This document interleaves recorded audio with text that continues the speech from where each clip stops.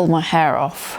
Alright, so I'm running an ultramarathon on Saturday. It is 50 miles and it's the first ultra I've run since 2021.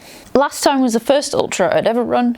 It was exactly the same race, so it is literally 3 years ago that I last did an ultra, and I did quite a lot wrong last time, as you do for your first one, I think. My pacing was shocking. I don't think I really ate enough, and my training had been just really erratic, which meant I wasn't really prepared, and there was a lot of things I just didn't really understand at that point about training and whatnot. So a lot's changed in 3 years, like so much has changed in terms of how well I understand training. My strength training's completely different, and just basically everything. I've gone through several rounds of learning process since then, so I feel like just generally I have a much more solid understanding of how to tackle this sort of thing now. My training has been consistent for quite a long time now, although I haven't trained specifically for this race. Alright, so I'm running it with a friend, my friend Harriet, and Harriet's training isn't very consistent, but she's done a ton of ultras, like she's done loads.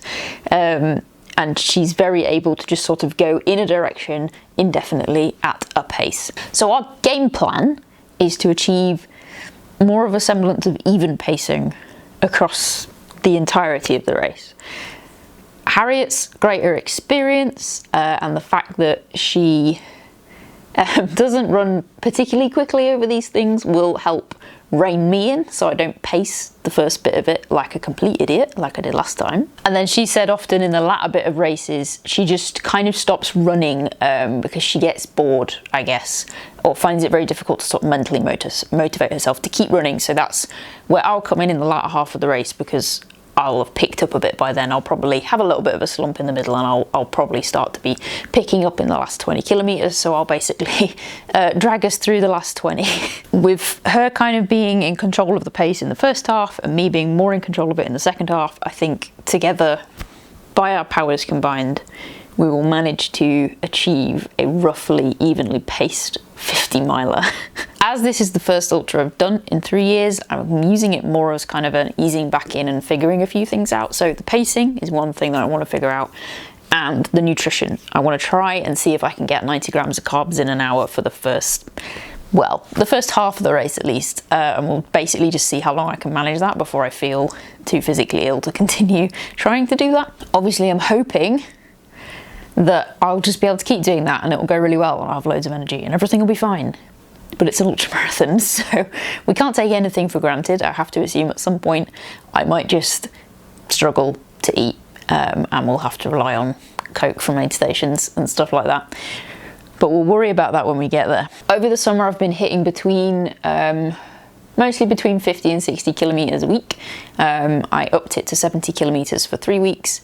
And then last week I dropped down to 56-ish, which is a bit too aggressive of a taper, but I'm working with kind of the time frame I've given myself here. So this week there's not an awful lot of running going on. I'll probably do a handful of 3 kilometer jogs, and yeah, we'll take you through the rest of it and my suboptimal prep for my first ultramarathon in 3 years.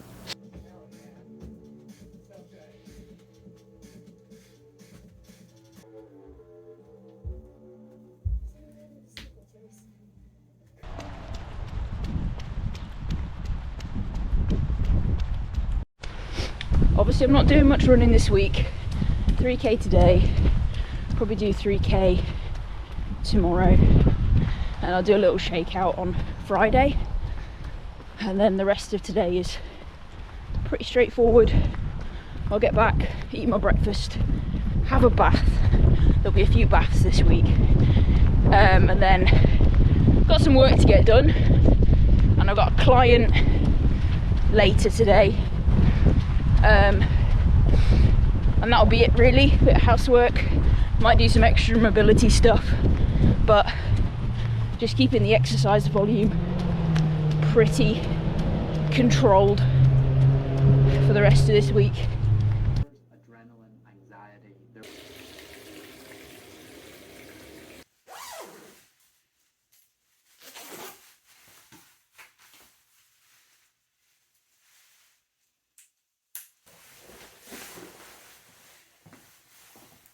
It is Wednesday.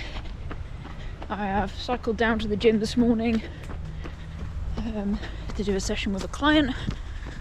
I cycled home, did some bits and pieces, out for a little 3k run now, and that'll be pretty much it for today.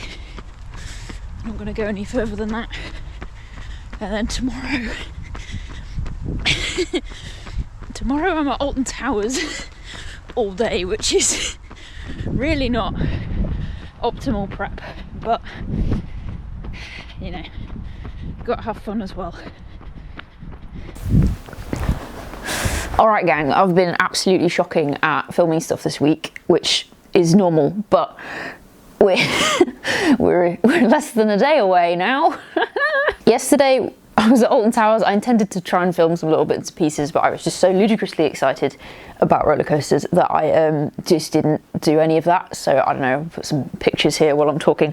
I think we covered about 7.5 kilometers walking yesterday. So it wasn't super ideal, like probably could have done with maybe just going for a short run instead, but I'm not going to worry about it too much because me and the other person that I'm going to be running the race with tomorrow, Harriet, we're both there, so we're both sort of in the same position. But I mean, just gentle movement through the day and some excitement and good times with friends, I don't think is the worst way to spend a day in the run-up to an ultramarathon, to be honest. Zero regrets. It was an incredible day out. I had such a great time. If anybody's desperate to hear my personal top 10 list of rides at Alton Towers, give me a shout and we'll go into that in more detail in the comments. Yeah, so yesterday was great. I ate loads of food, had loads of carbs, so no worries there, plenty to eat. Probably could have hydrated a bit better during the day, but I think overall I did get a decent amount of fluid in me, and that's something I need to get a little bit better at over the course of the afternoon.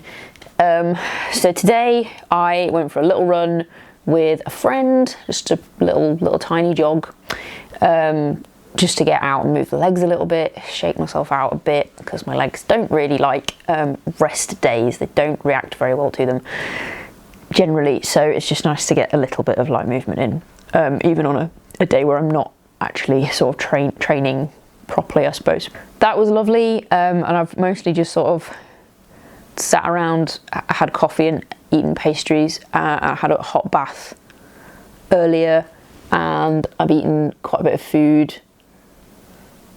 So that's mostly what's been going on today. And then I'm coaching a client later, which is not 100% ideal, but I do still have to work.